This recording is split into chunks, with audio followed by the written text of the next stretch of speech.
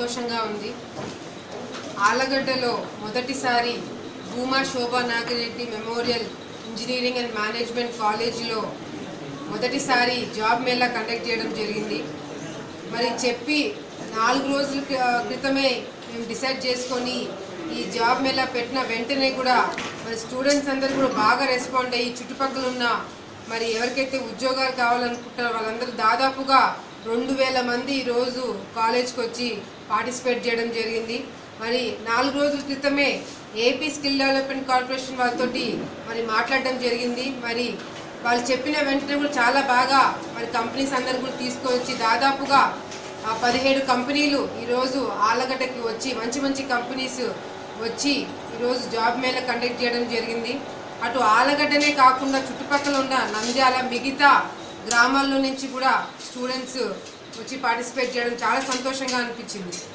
ఎందుకంటే మనకి ఈ ఏరియాలో చాలా తక్కువ జాబ్ ఆపర్చునిటీస్ రావడం జరుగుతాయి.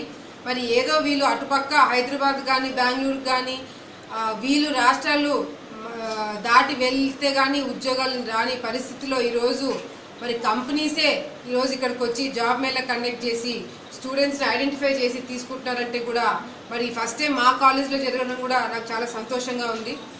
మరి ఏదైతే కర్నూలు జిల్లా అనగానే అందరికీ ఫస్ట్ గుర్తొచ్చేది కరువు ప్రాంతము, ఉద్యోగాలు ఉండవు, ఎవరు రారు అనే ఏదైతే ఒక ఇంప్రెషన్ ఉందో ఈ రోజు నుంచి నాకు గట్టి నమ్మకం ఉంది. తప్పకుండా వచ్చే రోజుల్లో కొత్త ప్రాజెక్టులు కూడా మరి ముఖ్యమంత్రి గారు తీసుకురాబోతున్నారు కర్నూలు జిల్లాకి.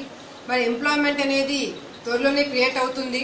కంపల్సరీగా మరి ఎక్కడైతే ఎంప్లాయ్మెంట్ క్రియేట్ అవుతుందో ఉద్యోగాలు కూడా తప్పకుండా వస్తాయని చెప్పి ముఖ్యమంత్రి గారు మనందరికీ చెప్పిన మాట మనము ఈరోజు నెరవేరుతుందని కూడా నేను నమ్ముతున్నాను.